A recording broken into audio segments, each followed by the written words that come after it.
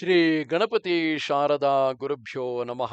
ಯತ್ರ ಯೋಗೇಶ್ವರ ಕೃಷ್ಣೋ ಯತ್ರ ಪಾರ್ಥೋ ಧನುರ್ಧರಃ ತತ್ರ ಶ್ರೀ ವಿಜಯ ಭೂತಿರ್ಧ್ರುವ ನೀತಿರ್ಮತಿರ್ಮಮ.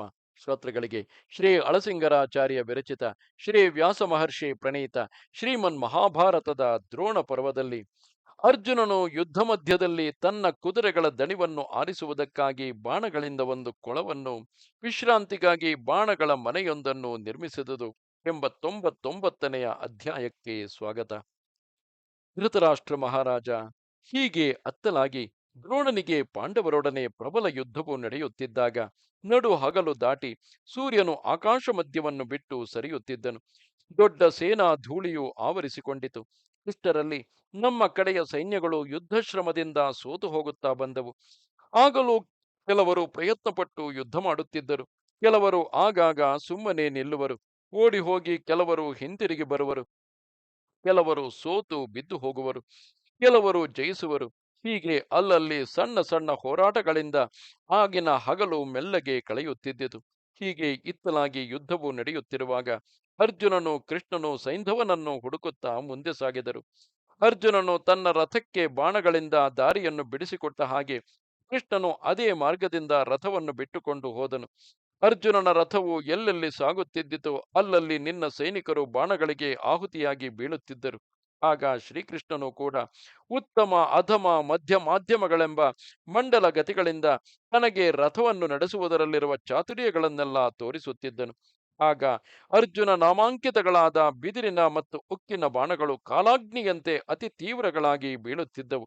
ನರಗಳಿಂದ ಬಿಗಿಯಲ್ಪಟ್ಟು ಒಳ್ಳೆ ಗಿಣ್ಣುಗಳುಳ್ಳ ಆ ಬಾಣಗಳು ಆಕಾಶದಲ್ಲಿ ದೊಡ್ಡದಾಗಿ ಬಹುದೂರಕ್ಕೆ ಹೋಗಿ ಬೀಳುತ್ತಾ ಎಷ್ಟೋ ಶತ್ರುಗಳನ್ನು ಆಹುತಿ ಮಾಡಿಕೊಂಡು ಮಾಂಸಾಹಾರಿ ಪಕ್ಷಿಗಳೊಡನೆ ತಾವು ಶತ್ರು ದೇಹದ ರಕ್ತವನ್ನು ಕುಡಿಯುವಂತಿದ್ದವು. ಅರ್ಜುನನು ರಥದಲ್ಲಿ ಕುಳಿತು ಮುಂದೆ ಒಂದು ಕ್ರೋಶ ದೂರದಲ್ಲಿ ಇದ್ದವರಿಗೆ ಗುರಿಯಿಟ್ಟು ಬಾಣಗಳನ್ನು ಬಿಟ್ಟರು.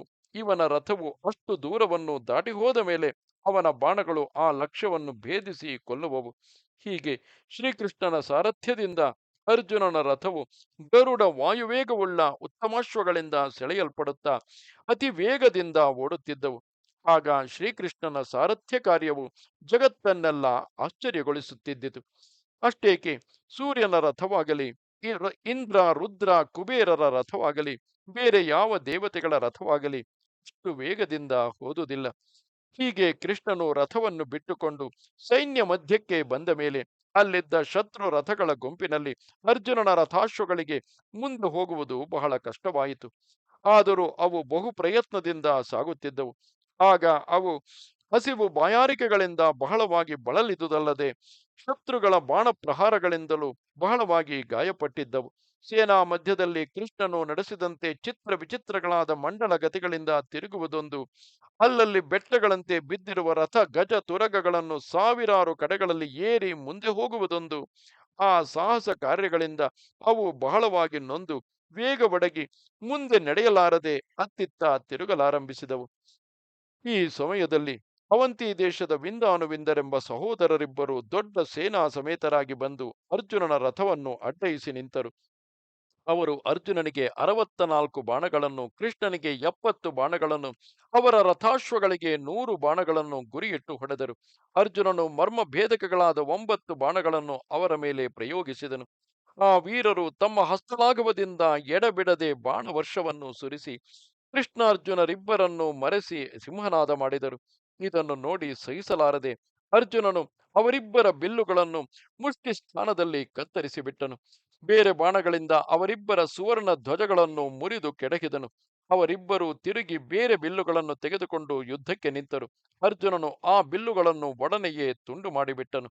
ಬೇರೆ ಬಾಣಗಳಿಂದ ಅವರ ರಥಾಶ್ವಗಳನ್ನು, ಸಾರಥಿಗಳನ್ನು, ಅವರಿಬ್ಬರ ಪಾರ್ಶ್ವ ರಕ್ಷಕರನ್ನು ಕೊಂದು ಬಿಟ್ಟನು. ಆಮೇಲೆ ಅವರಲ್ಲಿ ಜ್ಯೇಷ್ಠನಾದ ವಿಂದನ ತಲೆಯನ್ನು ಬಾಣದಿಂದ ಕತ್ತರಿಸಿ ಕೆಡಹಿದನು. ಬುಡ ಕಡಿದ ಮರದಂತೆ ವಿಂದನು ಹತನಾಗಿ ಬಿದ್ದುದನ್ನು ನೋಡಿ ಅವನ ತಮ್ಮನಾದ ಅನುವಿಂದನು ರಥದಿಂದ ಥಟ್ಟನೆ ಕೆಳಕ್ಕೆ ಹಾರಿ ಗದೆಯನ್ನು ಕೈಗೆತ್ತಿಕೊಂಡು ಕೋಪದಿಂದ ನರ್ತಿಸುವವನಂತೆ ಹಾರಿ ಬಂದು ಆ ಗದೆಯಿಂದ ಶ್ರೀಕೃಷ್ಣನ ನಡುನೆತ್ತಿಗೆ ಅಪ್ಪಳಿಸಿದನು. ಆದರೇನು, ಆ ಗದಾ ಪ್ರಹಾರಕ್ಕೆ ಕೃಷ್ಣನು ಸ್ವಲ್ಪವೂ ಕದಲದೆ ಮೈನಾಕ ಪರ್ವತದಂತೆ ನಿಶ್ಚಲನಾಗಿದ್ದನು. ಒಡನೆಯೇ ಅರ್ಜುನನು ಅವನಿಗೆ 6 ಬಾಣಗಳನ್ನು ಗುರಿಯಿಟ್ಟು ಹೊಡೆದು ಅವನ ಕ್ರಮವಾಗಿ ಅವನ ಕತ್ತು, ತಲೆ, 2 ತೋಳುಗಳು, 2 ಕಾಲುಗಳು ಇವಾರನ್ನು ಕತ್ತರಿಸಿ ಬಿಟ್ಟನು. ಹೀಗೆ ಅನುವಿಂದನು ಹತನಾಗಿ ಬಿದ್ದು ಬಿಟ್ಟನು.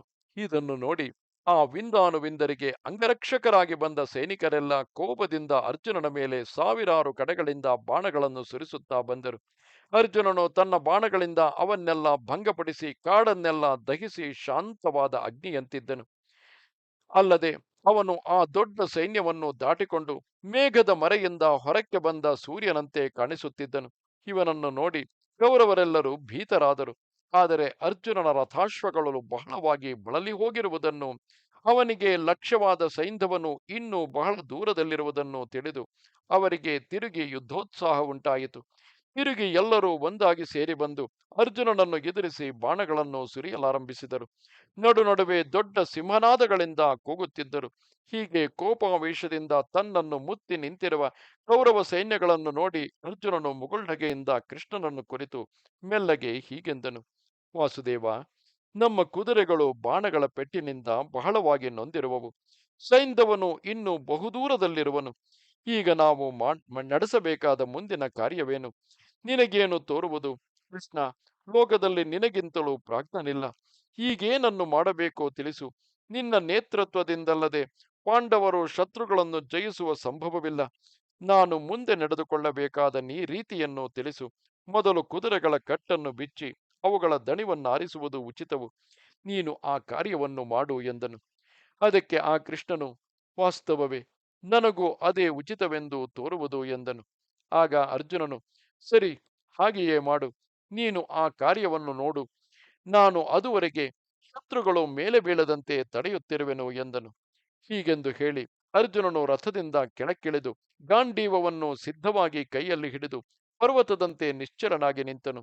ರಥಹೀನನಾದ ಅರ್ಜುನನನ್ನು ನಿಗ್ರಹಿಸುವುದಕ್ಕೆ ಇದೇ ತಕ್ಕ ಸಮಯವೆಂದು ತಿಳಿದು ನಿನ್ನ ಕಡೆಯ ಅನೇಕ ರಥಿಕರು ಒಂದಾಗಿ ಸೇರಿ ಸುತ್ತಲೂ ನಿಂತು ಬರೀ ಪದಾತಿಯಾಗಿ ನೆಲದ ಮೇಲೆ ನಿಂತಿದ್ದ ಅರ್ಜುನನ ಮೇಲೆ ಬಾಣಗಳನ್ನು ಕರೆಯಲಾರಂಭಿಸಿ ಅವನ ಮೇಲೆ ವಿಚಿತ್ರ ಶಸ್ತ್ರಗಳನ್ನು ಪ್ರಯೋಗಿಸಿದರು.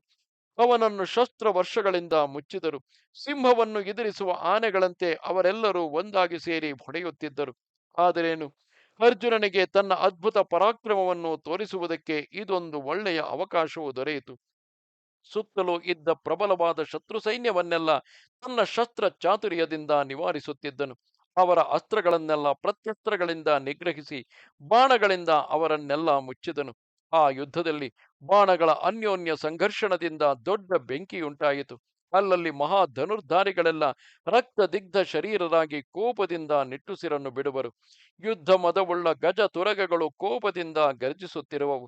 ಶತ್ರುವೀರರು ಅಲ್ಲಲ್ಲಿ ಜಯಾಕಾಂಕ್ಷೆಯಿಂದ ಕೋಪಾವಿಷ್ಟರಾಗಿ ಆರ್ಭಟಿಸಿ ಕೂಗುತ್ತಿರುವರು. ಒಂದೇ ಕಾರ್ಯೋದ್ದೇಶದಿಂದ ಅನೇಕರು ಕೋಪಗೊಂಡು ಒಟ್ಟಾಗಿ ಸೇರಿ ವಿವಿಧ ಶಸ್ತ್ರಗಳನ್ನು ಪ್ರಯೋಗಿಸುತ್ತಿರುವರು. ಇದರಿಂದ ರಣರಂಗವೇ ಮೊತ್ತಕ್ಕೆ ತಾಪಗೊಂಡು ಉರಿಯುವಂತೆ ತೋರಿತು.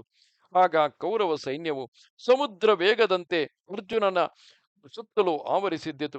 ಬಾಣಗಳೇ ಅಲೆಗಳು, ಧ್ವಜಗಳೇ ಸುಳಿಗಳು, ಆನೆಗಳೇ ಮೊಸಳೆಗಳು, ಕಾಲಾಳುಗಳೇ ಅದರೊಳಗಣ ಮತ್ಸ್ಯಗಳು, ಶಂಖ ದುಂದುಭಿ ಧ್ವನಿಗಳೇ ಅದರ ಘೋಷವು, ಸೇನಾ ರಜಸ್ಸೇ ಅದರ ನೀರು, ತಲೆಪಾಗುಗಳೇ ಆಮೆಗಳು, ಛತ್ರಗಳು, ಬಿಳಿ ಪತಾಕೆಗಳು ಅದರ ನೊರೆಗಳು, ಆನೆಗಳೇ ಅದರೊಳಗಿನ ಕಲ್ಲು ಬಂಡೆಗಳು. ಹೀಗೆ ಅಪಾರವು, ಅಸಂಖ್ಯೇಯವು, ಅಕ್ಷೋಭ್ಯವೂ ಆದ ಕೌರವ ಸೇನಾ ಸಮುದ್ರವು ತನ್ನನ್ನು ಸುತ್ತಿ ಮುತ್ತಿ ಆವರಿಸಿಕೊಂಡು ಬರುತ್ತಿದ್ದಾಗ ಮಹಾತ್ಮನಾದ ಅರ್ಜುನನು ವೇಲೆಯಂತೆ ನಿಶ್ಚಲನಾಗಿ ನಿಂತು ಆ ಸೈನ್ಯದ ವೇಗವನ್ನು ಬಾಣಗಳಿಂದ ತಡೆಯುತ್ತಿದ್ದನು. ಲೋಭವೊಂದೇ ಸಮಸ್ತ ಗುಣಗಳನ್ನು ನಾಶಗೊಳಿಸುವಂತೆ ಕಾಲ್ನಡೆಗೆಂದಿದ್ದ ಅರ್ಜುನನೊಬ್ಬನೇ ರಥಾರೂಢರಾದ ಬಹುಮಂದಿ ಧನುರ್ಧಾರಿಗಳನ್ನೆಲ್ಲ ಬಡಿದೋಡಿಸುತ್ತಿದ್ದನು. ಇದು ಹೀಗಿರಲು ಈ ನಡುವೆ ಕೃಷ್ಣನು ಅರ್ಜುನನನ್ನು ಕುರಿತು, ಪಾರ್ಥ, ಈಗ ಈ ರಣಾಂಗಣದಲ್ಲಿ ನಮ್ಮ ಕುದುರೆಗಳಿಗೆ ಕುಡಿಸಲು ನೀರು ದುರ್ಲಭವು. ಈ ಕುದುರೆಗಳು ಬಹಳವಾಗಿ ಬಾಯಾರಿರುವವು. ಇಲ್ಲಿ ಕೊಳಗಳು ಇಲ್ಲ. ಮಾಡುವುದೇನು ಎಂದನು. ಕೃಷ್ಣನು ಈ ಮಾತನ್ನು ಮುಗಿಸುವಷ್ಟರಲ್ಲಿಯೇ ಅರ್ಜುನನು, ಕೃಷ್ಣ, ಇದು ಇಲ್ಲಿ ನೀರು ಸಿದ್ಧವಾಗಿರುವುದು ಎಂದು ಹೇಳುತ್ತಾ ಬಾಣಗಳನ್ನು ಬಿಟ್ಟು ನೀರನ್ನು ಬರಮಾಡಿ ಸರೋವರವೊಂದನ್ನು ಉಂಟು ಮಾಡಿದನು. ಆ ಸರೋವರವು ಅತಿ ವಿಶಾಲವಾಗಿ ಸ್ವಚ್ಛವಾದ ನೀರಿನಿಂದ ತುಂಬಿದ್ದಿತು. ಆ ಸರೋವರದ ಸಮೀಪದಲ್ಲಿಯೇ ಕುದುರೆಗಳ ವಿಶ್ರಾಂತಿಗಾಗಿ ಅರ್ಜುನನು ತನ್ನ ಬಾಣಗಳಿಂದಲೇ ಒಂದು ಮನೆಯನ್ನು ನಿರ್ಮಿಸಿದನು. ತೀರು, ತೊಲೆ, ಕಂಬ, ಚಾವಣಿ ಮುಂತಾದವುಗಳನ್ನೆಲ್ಲ ಬಾಣಗಳಿಂದಲೇ ಜೋಡಿಸಿ ಸಾಕ್ಷಾತ್ ವಿಶ್ವಕರ್ಮ ನಿರ್ಮಾಣದಂತೆ ಆಶ್ಚರ್ಯಕರವಾದ ವಾಸಗೃಹವನ್ನು ಮಾಡಿಟ್ಟನು. ಅದನ್ನು ನೋಡಿ ಕೃಷ್ಣನು ಪಾರ್ಥ, ಭಲೆ ಭಲೆ ಎಂದು ಅವನನ್ನು ಕೊಂಡಾಡಿದನು. ಇದು 99ನೆಯ ಅಧ್ಯಾಯವು. ನಮಸ್ತೆ ಶಾರದೆ ದೇವಿ, ಕಾಶ್ಮೀರ ಪುರವಾಸಿನಿ, ತ್ವಾಮಹಂ ಪ್ರಾರ್ಥೆಗೆ ನಿತ್ಯಂ, ವಿದ್ಯಾದಾನಂಚ ದೇಹಿಮೆ. ನಮಸ್ಕಾರ.